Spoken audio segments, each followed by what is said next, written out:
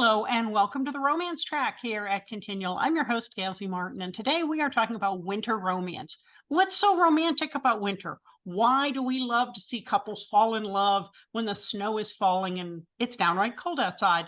So let's talk about all of that. But before we do, let's let our wonderful panelists introduce themselves, starting with VJ. Hi, I'm VJ Allison. I'm a romance author from Nova Scotia, Canada. I'm mixed Caucasian and Mi'kmaq, so I tend to have interracial couples in my stories. I love winter romances because, well, who doesn't love cozying up by a warm fire for some steamy moments? So I write for Ecstasy Books and Decadent Publishing. I also have a small short story independently published. Okay. And Meredith. I am a author of pretty much romantic suspense, dark romance, paranormal, fantasy. I pretty much dabble all over the place. And I don't really know what it is about winter. I think maybe it's because it's right after summer and when we've just spent like the whole time like don't touch me. So like winter's here and we're like, hey, yeah, we need human interaction. So I think, we just kind of like go to it. Okay. Daniel. Yeah, my name's Daniel Hand. I'm an author mostly of historical military fiction and academic stuff about role-playing games and psychotherapy.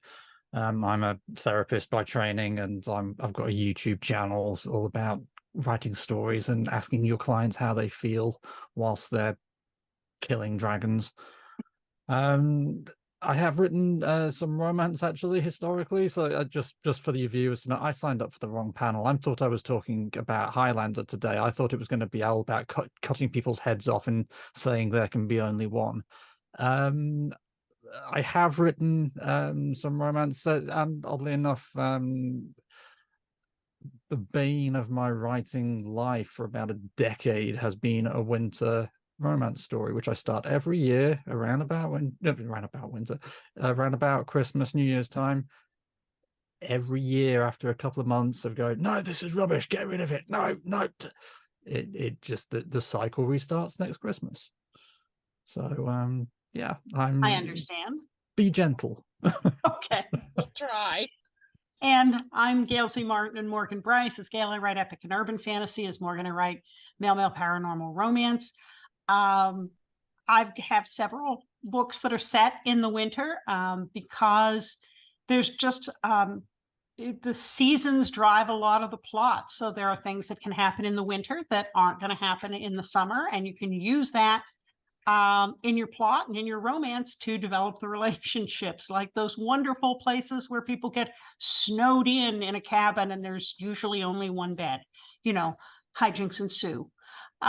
Which leads me to the next question, that is, what are some of your favorite tropes about winter romance? The kind of things that, yes, we've seen this Hallmark movie before, we know what happens, but here we are back for another serving because this is the same, only different. And we're back again. VJ? Oh, I love the second chance ones. This happened in front of the fireplace, like I was saying a little bit ago. Like just having winter fun and then getting all cozy to warm up and everything like that. That's probably one of the best out there. Or just like after being out dancing or something like that at a local bar, or like a fundraiser for a fire department like we have in here. I live in small town Nova Scotia, so there's a lot of that kind of thing around.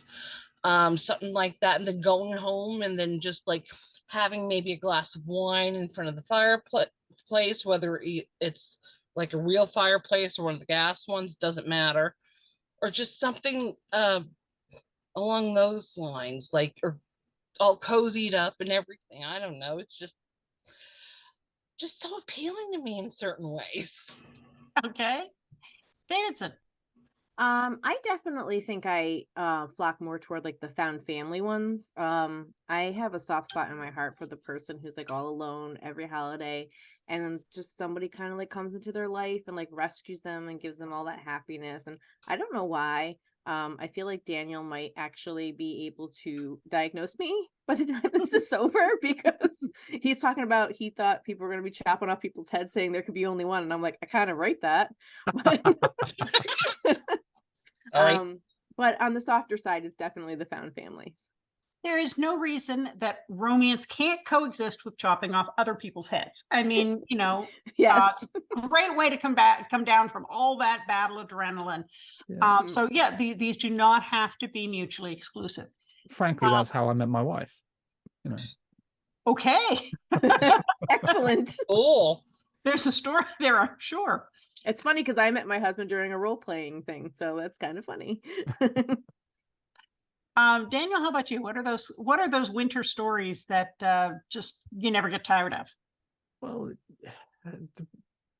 the best ones that I've read and watched and attempted a couple of hundred times to write, it's all about using the time of year to tell the story and just give people what we like most about the holiday season, about it's freezing cold outside, which makes going inside for a nice warm cuddle even more enticing. Christmas and New Year's all about family and being together with people, and so if you haven't got that, well, there's beautiful stories about going and finding that. I mean, there's a reason there aren't many Christmas romance stories set in Australia where they go around and have barbecues on because you don't want to get all snuggly in that kind of heat. You want someone to keep you warm from the cold outside. And and if you happen to wake up Christmas Day and you're smitten by somebody you only met 24 hours before, I mean, I'll take that as a Christmas present. I think all those things, I love the decorations. I personally believe that if you can't see your Christmas decorations from space, you need more lights.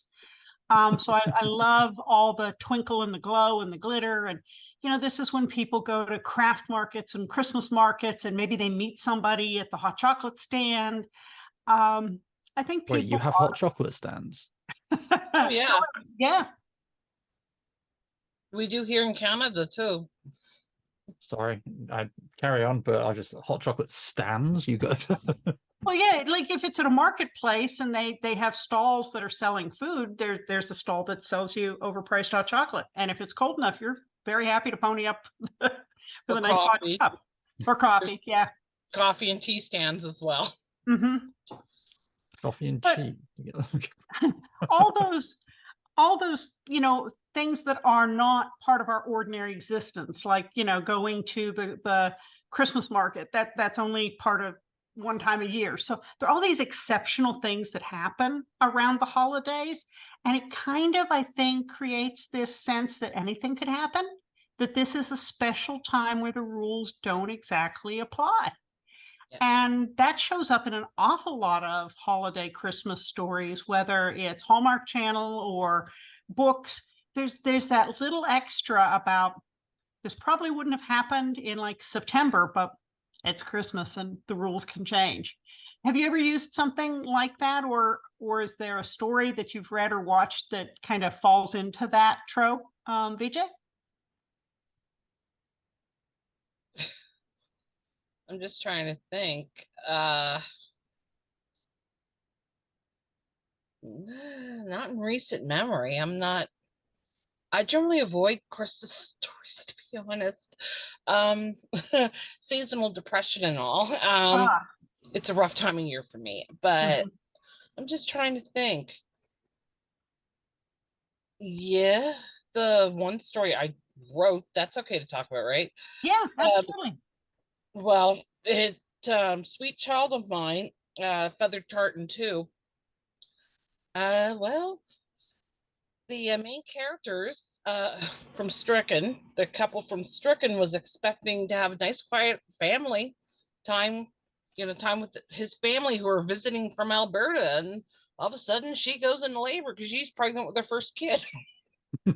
And a whole bunch of calamity ensues, including a visit from a Charlie Santos that helps the main man out of a snowbank. Well, he has a green vehicle and round glasses and kind of looks like a certain magical being called Santa Claus. So, but the family wouldn't have been there if it hadn't been for her going in labor early. Mm-hmm. So, it was like basically a family occasion birth and stuff like that. And it turned out really a lot better than I thought it would have. But that's really the only Christmas story I have. Okay. Davidson?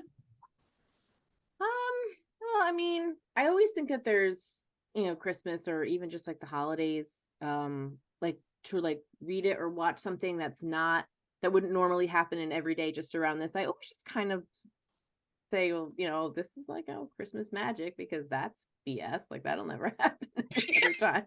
It's like the person coming to the small town, because they happen to their car broke down because it slid on ice, and all of a sudden like they meet the deputy and they're like in love, and there's kids involved making like little presents, and everyone's happy, and there's tree lighting, and I'm just like, this isn't normal. This doesn't happen. Like it never happens. Like it doesn't happen like that. So I think that it just all kind of surrounds the whole Christmas magic thing, and that in itself is what I'm going with. Okay. Daniel, how about you? Yeah, I mean, that is actually probably the most important part of any Christmas romance, well, winter romance, is you're not writing the reality. You're writing the dream of what Christmas, what we all have in our imagination as to what Christmas, quote unquote, should be. In reality, if Christmas is the time when we remind ourselves why we don't speak to our family the rest of the year. Whereas in our collective unconscious, Christmas is all about peace on earth, goodwill to all men, copious amounts of food and gifts, and wanting for nothing. And yeah, so we don't want really to present people with the real world, because the real world is, oh, for God's sake, will you stop talking about Donald Trump, please? But in terms of my own writing, I've been sitting here trying to rack my brains. I've written other stuff, haven't I? And actually, I've written quite a few fantasy romance stories. A few of them set in winter, and again, it's just that there is something just romantic, just generally, about this time of year. It gets dark earlier, so therefore you've got to turn the lights on, which just adds to, there are jewels hanging in the air. You've got the music, which sometimes isn't Mariah Carey, and and that trying to stay warm against the snow, which dulls all the senses. There's always, it's always just a bit quieter when you walk through down a snow-covered street, and the world goes a bit empty. You start to feel a bit more like it's just you and this other person. And I've, as I say, technically not Christmas, but if you'd read them, all I'd have to do is change the names, and yes, they're Christmas stories. And the favorite ones I've written, none of these have been published because they're all prequels to a novel that is in the works. But yeah, it's just about that found family, people who just believe they've been on that, just believe life is tragic and they're going to be on their own forever, suddenly finding each other and realizing that they can have that happiness, they can have that ideal of not Christmas. So yeah, it's all about just taking that idea we have and giving it to ourselves. I write paranormal romance, and so the solstice, is a magical time as well. This idea that the veil is thin between realms on the solstice, and that kind of adds to the anything can happen. And I love the idea of the small town that does Christmas up right. My Fox Hollow series, Fox Hollow is a town that's a haven for misfit Really? I've never heard shifters, about them before. Misfits, you say? Okay. misfit shifters and psychics. Normally mine go in the toilet where I want them to, but So I don't miss. you've got lynxes and foxes and wolves and psychics, and it's this small town in the Adirondacks. And of course, that's northern New York, so it's going to be very cold. And so it just lends itself to having a big Christmas festival and a snowmobile race and ice sculptures and snow sculptures and people who know how to dress for the cold, so they still go out and celebrate in it. And it's just one of those kind of perfect small towns that doesn't exist anywhere except in our imagination at Christmas. And it's a great place for people who don't fit in other places to find each other. And that's kind of part of also the magic of Christmas. So, thinking about not just what you've written, but maybe some of your favorite TV, movies, or books that you've read from other people that take place in the winter with some element of romance. What are some of your favorites? What would you recommend to people? VJ? The Seventh Swan by D.S. Deal. I know she's a friend of mine, but oh my gosh, that story was so captivating. It's about a woman who just goes off onto a property that's pretty isolated and stuff, and she finds like a flock of geese, and it's a shifter story, and it was just it's been a couple of years since I read it. It was part of the 12 Days of Christmas thing that we had at Ecstasy for a while. But I tell you something, Dawn had it so well done that I recommend that one to anyone. I'm just trying to think of any other Christmas romances that really caught my attention.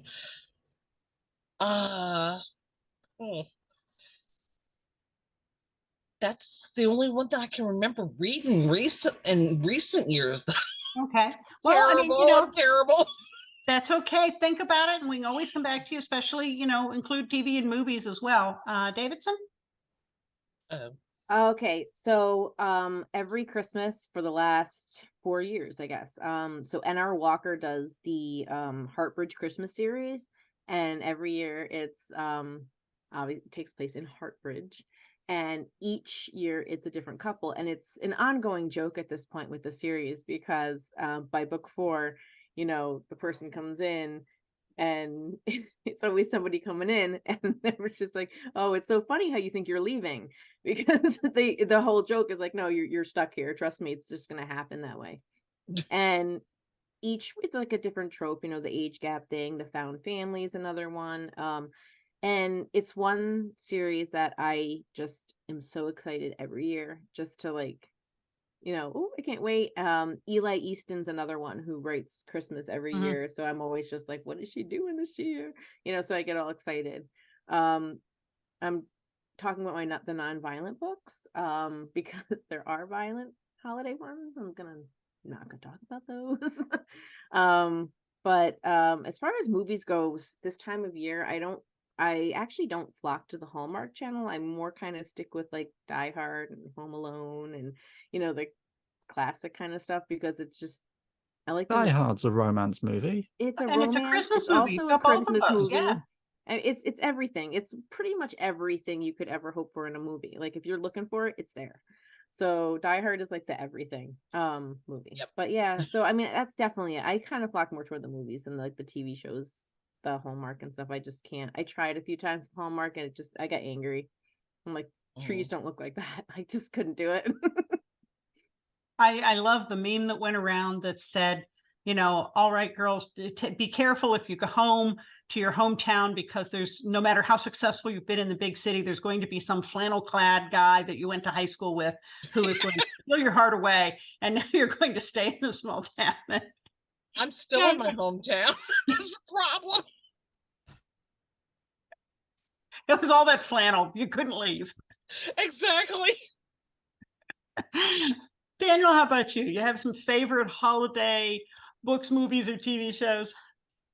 A slightly guilty secret. I really like The Holiday with Jack Black, Cameron Diaz, Kate Winslet, and Jude Law, where they swap homes and obviously find the one, and life goes on as one expects these things to do. Yeah, we watch that, at least once a year. It's nothing remarkable. Everything happens in it exactly as you expect it to happen, but that's kind of what we watch these things for. We don't want surprises. We want there to be a happy ending, and if there isn't, that's not we're going to be, why didn't you do that? It's supposed to end happy ever after. It's Christmas magic, damn it, come on. Side note, so I grew up in I'm from a military family, and Christmas films, the ones that always got played Christmas Day, were not winter holiday family romance stuff. The one that got played every year was what's it called? Lawrence of Arabia. About just, I mean, it's a great film, don't get me wrong. That and Zulu. What has that got to do with Christmas? Can somebody point that out to me, please? I'm not quite sure I get the message. But yes, the other one, I suppose, would I laugh saying this, Groundhog Day. Yes. I mean, that is when when it finally happens, he wakes up and he's changed himself to the man he needs to be. We've been waiting for her to wake up next to him. It's just like, oh, finally. And yeah, great. Just again, we don't want to be surprised. We just want the magic to happen. This is a time of year where we just give me what I want, please. And that applies to romance as much as anything else. And Groundhog Day is a great example of that. I love that movie. And there have been so many other TV episodes or books that have kind of riffed on that idea of, we're going to do this over until you get it right. So, yeah. Sorry, you mentioned TV episodes. The other one that I love, because many television series have a Christmas themed episode.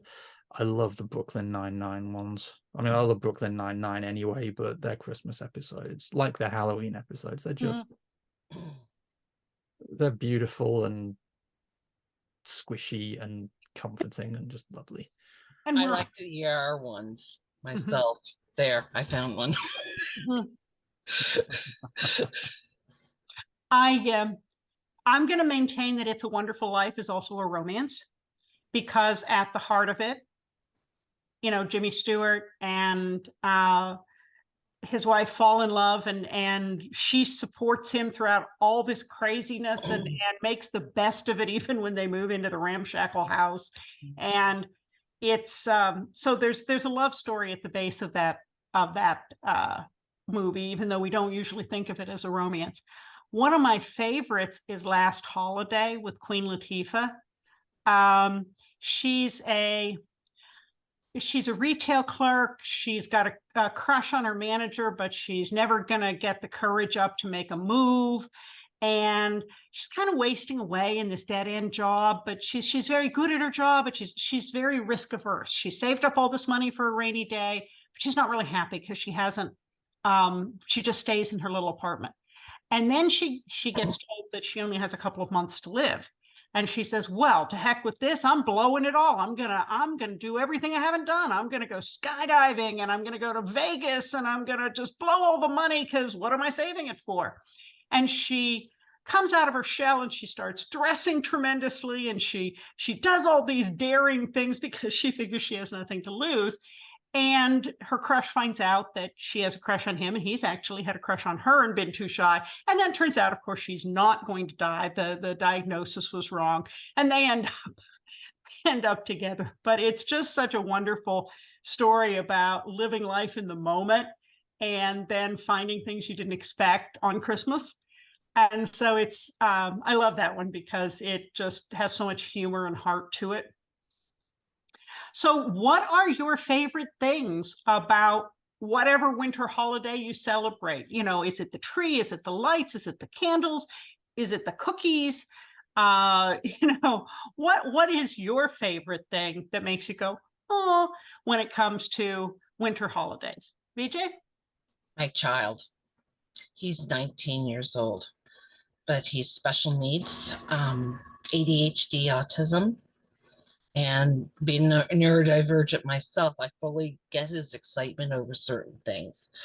When we celebrate the Santa side of Christmas, I celebrate Yule as well. The change of the season and the magic of Yule and stuff like that. You know, the rebirth coming and everything. The days getting longer. That thing. When the December 25th comes around, I look forward to seeing him tear into his toys, tear into everything, and bounce around like a ping pong ball. I joke on Facebook that anyone want to help me peel him off the ceiling or scrape him off the ceiling, because he gets so excited. He just sits there and he shakes like this. And just watching him is the best part of any of this. You know, it makes the seasonal depression, everything like that, just go away, even for like only an hour. It is so worth everything that we do for that kid to make him happy. My second favorite part's going down and visiting my in-laws. I'm very close to my mother-in-law and my youngest brother-in-law. We go there, we sit at the table, have a decaf coffee, chat, exchange gifts. We get ran over by their cats. That's the best of it. The family, I think, would be my favorite. I also like seeing the Christmas lights sometimes, because like you said, Gail, if it isn't visible from space, it's not worth having. We've got a few homes like that down this way. Small town, but people love the lights in this area. I mean, this part of Lunenburg County always looks like, yeah, you can probably see it from space. That's how bright it is down this way. So that's my favorite part of the holidays, the lights and family, pretty much. Okay. Davidson? I mean, first, personally, it's always the lights. Like, that always gets me excited. It's like, you know, from when I was a kid, get in the car and we would drive around, and my mom would actually, like, we're looking at everything, and, you know, it started, you know, fades away when I was like a teenager in my 20s, and then I had my own kids. So my son, he's 21, my daughter's 16, and my youngest is 15.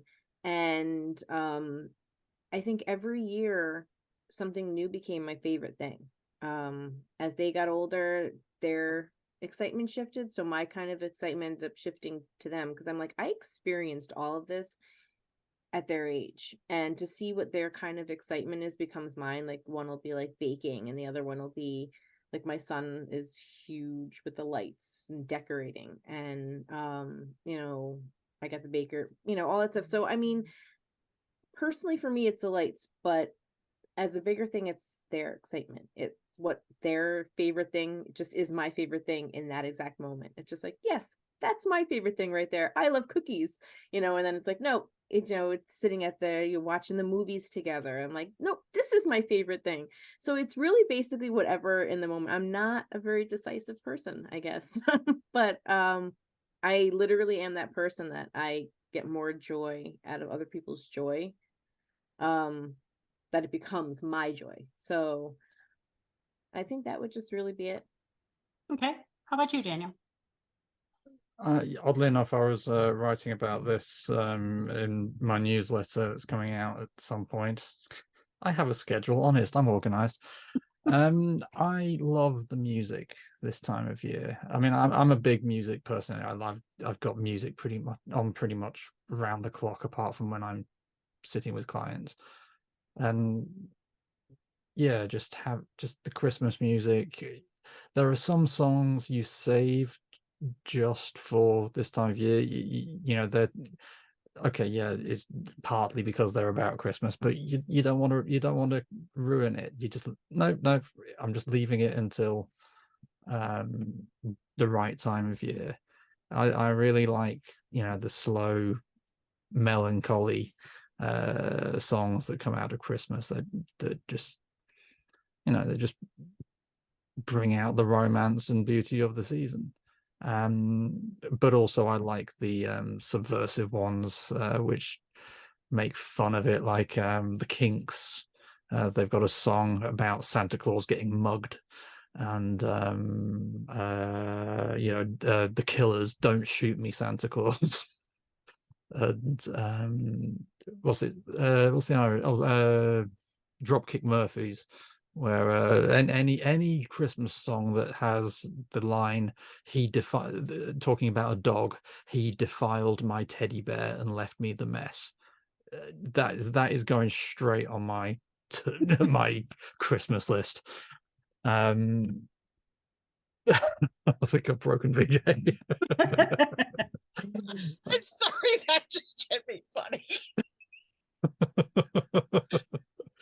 I'm sorry, that just boom. I don't know why, I just tickled my funny bone. It's a great song.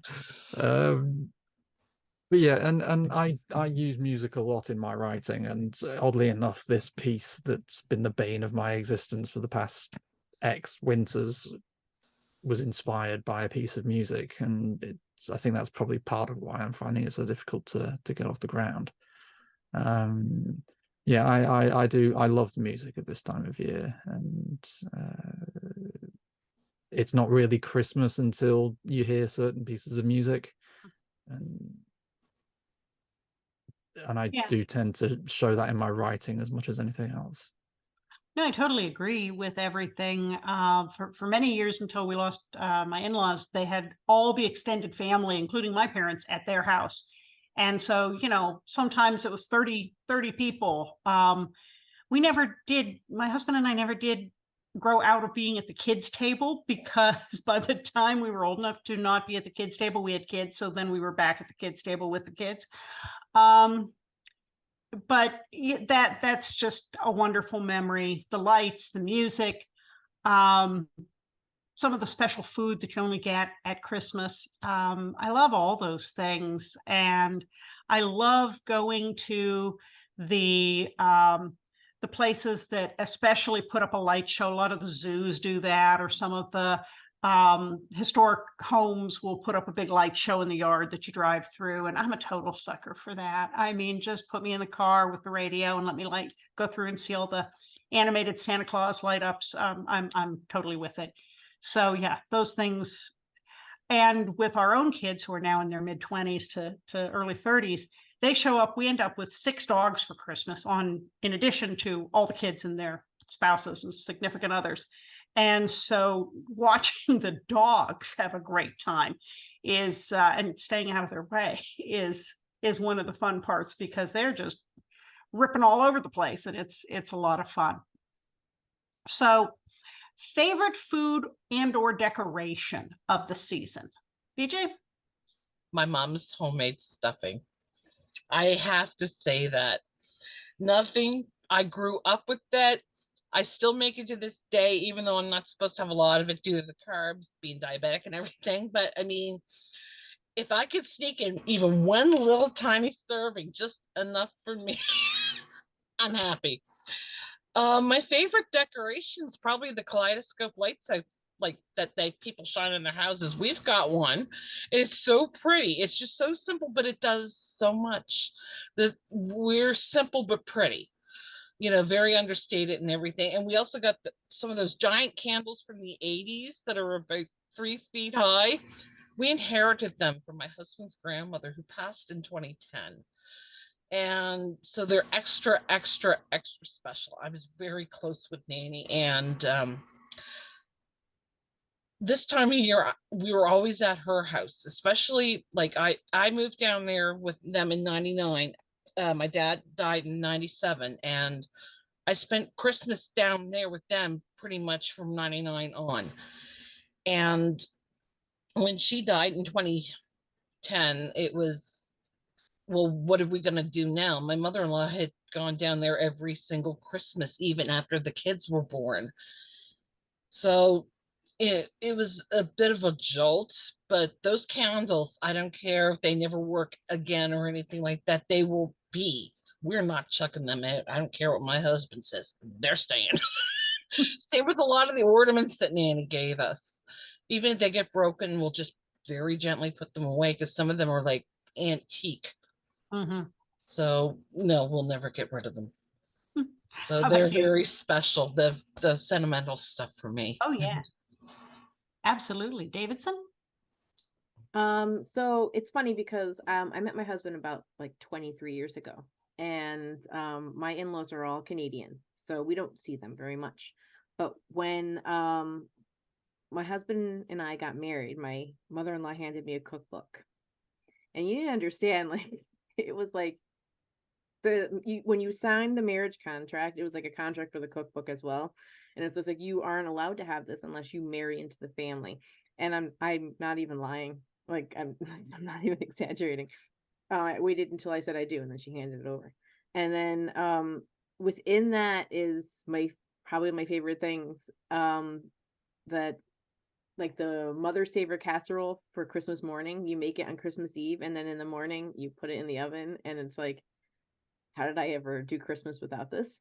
Butternut squash casserole for Thanksgiving became the favorite dish for Thanksgiving, and then the scallop potato recipe. And it's like, it's the craziest thing, and it's all right there. And what's amazing is I've eaten them that she's made them, but now I can make them, which kind of is exciting because, my kids will inherit this, and, only who their partner is will be allowed to have it. Like, I'm afraid not to follow the law that she has laid down because she'll like come back from the grave and kill me.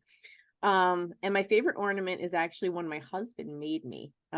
He came home one day 2 years ago from work, and he literally made me Bruce Willis in the air duct with with aluminum Remember the foil, and cups he like if you printed out the left. picture. And Saw memes of that. yeah, Mhm. he made it, and if you stick the light in from the just right, it looks like him lighting the with his lighter, and My goodness. 2 years ago he came home from work, and he's like, look what I made. And I'm like, wow, I just made a mess today, but look what you did. So And cool. yeah, it was just so cool. So like that's my favorite ornament every year. I hang it like by my desk during the rest of the year, and then Christmas it goes back on the tree, and it's pretty cool. Nice. Daniel? Favorite particular piece of food, I love pigs in blankets. They're just heart attacks in snack form. I love them. But at the same time, the one thing I couldn't necessarily do without is just the turkey and stuffing sandwiches that you have for the next few days after Christmas or Thanksgiving for you guys, just because the bird was so damn big, you're gonna be eating it for the next month. Because again, just tastes like Christmas. I'm very much from a don't waste family. So if you cook a lot of turkey, you're eating turkey for the next few weeks. Get used to the taste of turkey curry. Favorite decorations. I suspect my favorite one I don't have yet because I've ordered it and it hasn't arrived yet, but I suspect that'll be my favorite, and that's a Christmas tree dice. Which is just a Christmas tree that you spin and it has numbers on it. But for the ones we've got currently, we've got quite a few German Christmas lanterns. They're just basic lanterns, but there was a lot of painted pictures on the outside, snowy scenes and stars. And I like I say, I grew up in that part of the world, and in a really weird way. It kind of makes it feel a bit like home in a way that I can't necessarily describe it, because I haven't been there in literally decades. But you know, our memories as kids stay with us. I think one of my favorite Christmas foods is a Jell-O that my mom used to make. It was a cranberry Jell-O, and it had crushed pineapple in it and lemon Jell-O and cranberry sauce, and then there was a Dream Whipped cream cheese topping on the top. And I may be the only person in the family who likes it, but one bite of that and it's Christmas and I'm a kid again. And it, you know, it's also red and white and festive. Favorite ornaments for a long time now, whenever we travel, we get a Christmas ornament as a souvenir, because you don't have to find a place for it on the bookshelf all year long. You don't have to dust it all year long. But when Christmas comes, you can take it out and kind of remember where you went and get the warm fuzzies about your vacation memories. So that's one of the things I really enjoy about putting up the trees is I get to relive all those memories with the ornaments that were souvenirs. So that's a favorite. Well, folks, we have blown through our time. This has been a lot of fun. But before we leave, I want to go around, give everybody a chance to say where we can find you online. And if you have a new, recent, or upcoming book, tell us about it. VJ? Well, you can find me at Ecstasy Books. I'm also on Decadent Publishing. I'm on Amazon, BookBub, Goodreads, Facebook. I have a Facebook profile. I have page, like just my regular author page. I have an VJ Allison art page. The Feathered Tartan series has its own Facebook page. I'm on Twitter/X, whatever you want to call it. I call it both. Instagram, okay, I did mention that one. I'm on so many spots I can't remember. My most recent release is Feathered Tartan Book 3. Honestly, it's an LGBTQ romance set on the shores of the highest tides in the world along the Bay of Fundy. Gorgeous spots, I'm telling you. Love the Bay of Fundy. It's a follow-up to, I don't know how well you can see this, Sweet Child of Mine, which was a follow-up to my debut novel, Stricken. Hold on, I've got a copy. I don't have copies, honestly, here. So I'm just showing everybody the actual, the first 2 books in it. And I'm currently working on Feather Tartan Book 4, which will be an erotic, steamy novella, I hope. I don't want it to be a novel. And its sequel, Feather Tartan 5, which is a direct follow-up to that one. So, and I've got 2 other projects. I've got 4 projects on the go.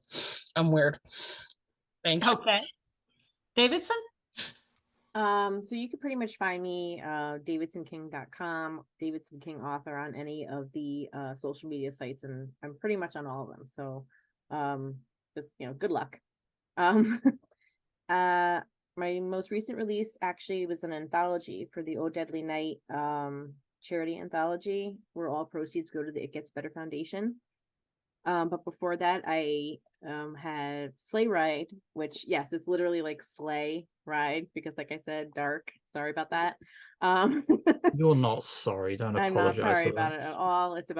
It's like Revenge Brothers. Like they literally just go after people who are horrible. Love. And Love it that just started at Christmas. But I swear, like I actually do have like a nice one. Like this is a You're the One. It's sweet, and it's like there is like no murder. So if that's your thing, I have one peaceful, nice one out there. But pretty much, I don't know why since like 3 Christmas stories out there, it involves murder, and I don't know why. I'm sure there's a reason.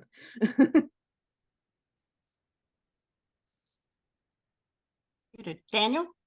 You can find me on YouTube, the RPG Therapist. I've got plenty of videos there looking at story structure, but also, you know, RPGs and therapy.